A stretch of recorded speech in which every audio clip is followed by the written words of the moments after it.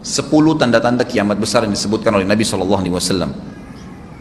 Kata beliau, amblasnya bumi di belahan timur yang pertama, terjadi gempa besar. Sebagian ulama hadis mengatakan bagian Asia, di mana Allahu alam. Tapi ini tanda-tanda kiamat besar akan terjadi nanti. Kemudian terjadi lagi longsor bumi di belahan barat. Sisi barat bumi kita tahu wilayah Afrika dan seterusnya. Kemudian amblasnya bumi di Jazirah Arab. Ini yang dimaksud dengan amblasnya bumi, artinya longsor yang besar, yang sulit lagi untuk ditimbun, udah nggak bisa ditimbun, nggak bisa diperbaikin. Kalau di situ ada kota, ada kampung, pasti hancur dah. 3 sekaligus terjadi longsor di 3 titik yang berbeda dan secara waktu atau dalam waktu yang bersamaan. Ini sudah selangsung 3 tanda-tanda kiamat. Jadi pada saat terjadi di timur itu tanda-tanda kiamat besar 1, terjadi di barat tanda-tanda kiamat besar 2, terjadi di Jazirah Arab tanda-tanda kiamat besar 3. Kemudian di dalam hadis ini disebutkan secara beracak. Nanti sebentar setelah saya terjemahkan hadis ini saya akan sebutkan urutannya. Lalu kata Nabi SAW, kabut yang menutupi bumi ini. Kemudian ada Dajjal, jadi kabut itu dihitung dalam hadis ini yang keempat. Dajjal yang kelima. Kemudian yang keenam binatang melata. Nanti akan saya jelaskan juga apa yang dimaksud dengan binatang melata. Yang ketujuh keluarnya Ya'juj Ma'juj. Ini juga akan kita jelaskan nanti. Kemudian yang kedelapan matahari terbit dari tempat terbenamnya. Yang kesembilan keluarnya api dari perut kota Aden yang menghalau manusia. Sulit, manusia tidak bisa melalui Jazirah Arab. Kemudian yang ke-10 turunnya Isa putra Maryam. Turunnya Isa putra Maryam. Tentu saya katakan tadi hadis ini disebutkan dan disepakati oleh para ulama sifatnya teracak. Karena cukup banyak dalil-dalil yang lain yang mengurut kejadian ini. Urutan yang pertama dari 10 ini adalah keluarnya Dajjal. Ini urutan pertama. Dajjal, jemaah sekalian, adalah diambil dari kata-kata Dajjalah yang berarti kekacauan. Ciri-ciri Dajjal disebutkan dalam banyak hadis yang sahih adalah mata kanannya yang paling pertama rusak seperti anggur kering. Kata Nabi SAW dalam hadis sahih, ketahuilah Dajjal buta mata kanannya dan Tuhan kalian tidak buta, karena dia akan mengaku sebagai Tuhan. Kemudian dia orangnya memiliki kulit yang kehitam-hitaman serta memiliki dahi yang lebar. Setiap orang beriman bisa membaca di dahinya tertulis 3 huruf, kafara. Semua orang yang ngerti tulisan Arab, tidak ngerti tulisan Arab akan bisa tahu dan baca itu. Kafara, kufur. Rambutnya keriting dan orangnya tinggi besar. Kata Nabi SAW, kalau kalian dengar Dajjal keluar di satu lokasi, maka menghindarlah. Walaupun kalian harus lari ke gunung, dia akan keluar membuat kerusakan selama 40 hari. Kata Nabi SAW, 40 hari itu sehari seperti setahun, sehari lagi yang kedua seperti sebulan, hari yang ketiga seperti sepekan, dan sisa harinya seperti hari kalian.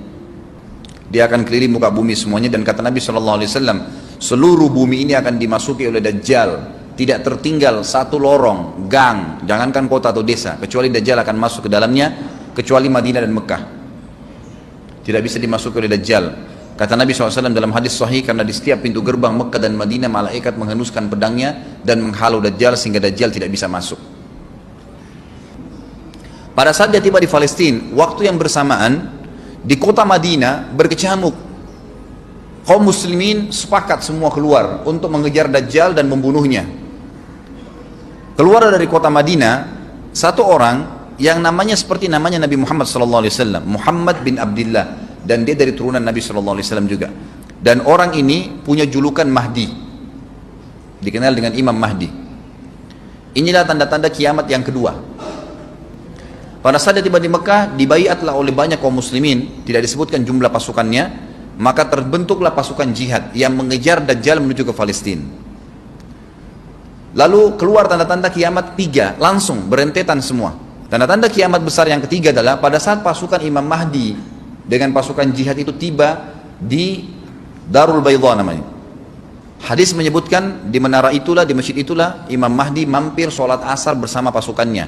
Dikatakan Isa alaihissalam akan turun sambil memegang kedua sayapnya malaikat, dan dari rambutnya yang basah meneteskan air.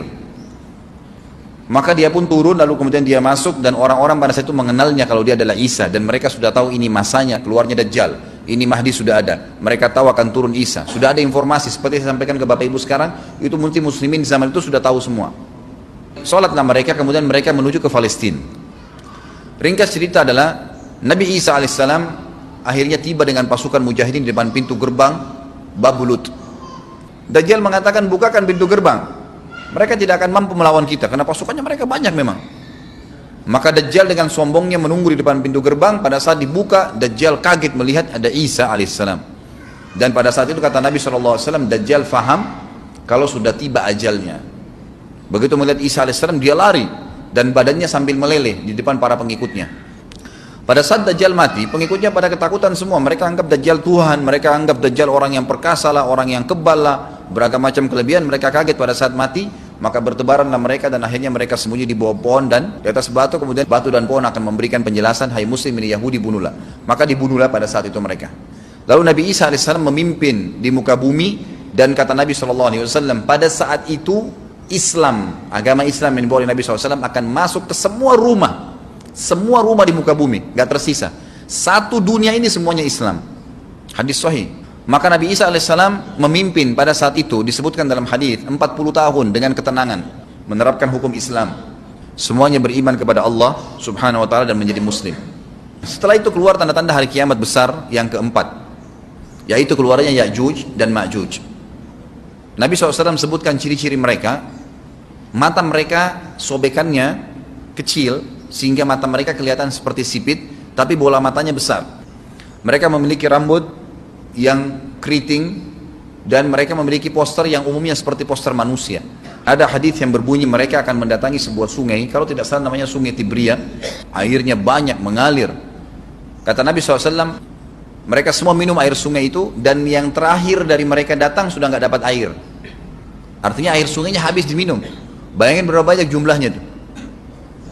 Pada saat itu Nabi SAW mengatakan, Allah berfirman kepada Isa, berkata, wahai Isa, aku akan mengeluarkan hamba-hambaku yang tidak ada seorang pun dari kalian bisa mengalahkannya, termasuk Isa alaihissalam, nggak bisa mengalahkan. Maka selamatkanlah dirimu bersama dengan pengikut-pengikutmu ke Gunung Tur namanya. Jadi memang Ya'juj ini ciri khasnya, kata Nabi SAW, mereka memakan apa saja. Jadi bukan seperti manusia normalnya. Mereka membunuh semua yang bukan seperti mereka. Sampai-sampai kata Nabi SAW, tidak ada yang bisa mengalahkan mereka dan jumlah mereka sangat banyak. Salah seorang di antara mereka tahu dia akan mati kalau sudah punya 1000 anak. Kata Nabi SAW dalam hadis Bukhari, kecelakaanlah bagi orang-orang yang ada di Jazirah Arab. Kemungkinan besar makna ini adalah tempat mereka dekat dengan Jazirah Arab. Kata Nabi SAW, kecelakaan bagi orang-orang yang di Jazirah Arab karena telah terbuka dari lubangnya Ya'juj Ma'juj sebesar ini. Sudah kasih isyarat dengan jari ibu jari sama jari tengahnya. Artinya mereka sudah bisa melihat keluar. Pada saat mereka keluar, maka mereka akan mulai membuat kerusakan.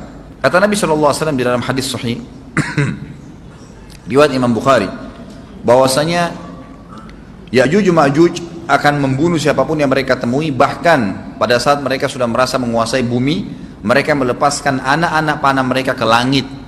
Lalu Allah menurunkan anak-anak panah mereka sebagai fitnah dipenuhi dengan darah. Maka mereka berkata, kami telah membunuh semua yang ada di bumi dan semua yang ada di langit.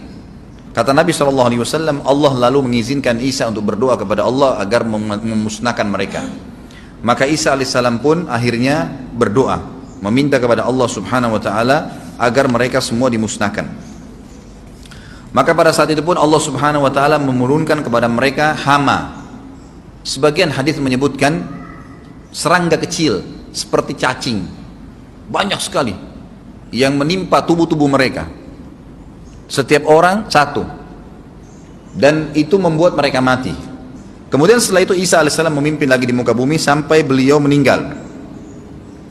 Setelah Isa alaihissalam meninggal, kembali lagi sebagian besar manusia berbuat kekufuran. Maka Allah subhanahu wa ta'ala keluarkan tanda-tanda kiamat besar yang kelima. Yang kelima ini adalah keluarnya hewan atau binatang melata. Binatang melata ini disebutkan dalam hadis yang sahih riwayat Bukhari, bahwasanya Allah SWT akan keluarkan, tapi tidak disebutkan dari bumi mana dia keluar. Dia akan keluar hewan melata yang bisa berbicara seperti manusia dan badannya dipenuhi dengan bulu. Allahu a'lam bagaimana. Kemudian dia datangi orang-orang yang kufur tersebut dan menasihatin dan mengingatkan mereka. Yang tidak mau beriman, dalam hadis dikatakan dicap oleh hewan tersebut. Allahu a'lam dicap seperti apa, sehingga ketahuan mana yang kafir, mana yang beriman. Terus dia keliling di muka bumi tapi tidak disebutkan berapa lama. Lalu kemudian Allah lenyapkan si dabbah ini. Kemudian datang tanda-tanda kiamat yang ke-6. Tanda-tanda kiamat yang ke-6, 6, 7, 8. Itu berentetan semua. Longsor besar di timur, di barat, dan di Jazirah Arab. Ini tanda-tanda kiamat terjadi serentak. Sudah 8. Kemudian terjadi yang ke-9, keluarnya api dari negeri atau dari kota Aden. Kota Aden ini di Yaman ya. Tentu hadis menjelaskan tentang masalah api yang keluar ini, artinya api bukan main-main, ini bukan kebakaran sebuah masjid atau sebuah bangunan 10 tingkat.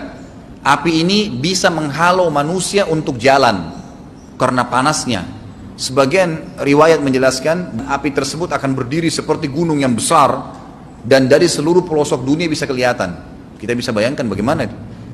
Yang akhirnya akan menggiring atau menghalangi orang-orang untuk jalan, susah. Sebagian ulama hadis mengatakan mereka nggak bisa jalan, tidak bisa ada penerbangan, tidak bisa ada orang jalan karena panasnya bumi ini dari api tersebut. Dan itu memang kemungkinan besar akan keluar satu waktu, Allahu a'lam kapan. Dan yang terakhir, tanda-tanda kiamat sebelum ditiup sangkakala adalah terbitnya matahari dari tempat terbenamnya. Dan ini sudah terakhir sekali. Makanya kata Nabi SAW, taubat akan diterima sebelum matahari terbit dari tempat terbenamnya. Artinya selama yang lain itu masih ada, masih bisa taubat. Kalau sudah itu, sudah sulit. Ini tanda-tanda kiamat. Sebagian ulama memasukkan tanda-tanda hari kiamat kecil, ada yang masukkan tanda-tanda kiamat besar. Ada dua hal. Yang pertama itu adalah keluarnya Dzu Suwakatain. Ada orang dari negeri Habasyah dikenal dengan Dzu Suwaka. Dzu Suwaka ini sak artinya betis. Diberikan julukan Dzu Suwaka karena betisnya sangat kecil. Orang ini Bapak Ibu sekalian kata Nabi SAW akan menghancurkan Ka'bah. Dan kata para ulama pada saat itu memang manusia sudah sunyi, nggak ada lagi yang datangin Ka'bah. Orang-orang sudah lalai gitu kan. Keluarlah orang ini. Makanya sebagian ulama masukkan dia tanda-tanda kiamat sebelum terbitnya matahari dari tempat terbenam. Ditambahkan ini yang ke-11 gitu. Atau ini yang ke-10, terbitnya nanti kiamat yang ke-11. Kata Nabi SAW, dia akan mencabut batu-batu Ka'bah satu persatu sampai rata dengan tanah. Dan saya sedang dilihatkan oleh Allah sekarang bagaimana pada saat dia mencabut batu itu. Hadis sahih riwayat Bukhari Muslim. Yang terakhir, yang kedua, yang berhubungan juga dengan tanda-tanda kiamat, ada yang memasukkan kiamat kecil, tapi ini lebih dekat dengan kiamat besar. Orang yang terakhir meninggal, itu adalah orang dari asli suku Madinah, yang sedang mengembala kambing. Kata Nabi SAW, orang yang terakhir meninggal dari kalian kalangan manusia, semua orang sudah mati, tinggal dia sendiri. Tapi dia nggak tahu, dia lagi mengembala kambing, kemudian dia masuk dengan gembalanya ke kota Madinah, ditemukan semuanya tidak ada kehidupan. Nggak ada orang, nggak ada binatang, nggak ada apa-apa, tinggal dia sendiri. Pada saat dia meletakkan telapak kakinya di kota Madinah, maka pada saat itu dia meninggal. Dan inilah manusia terakhir meninggal sebelum ditiup sangkakala terakhir. Allahu a'lam.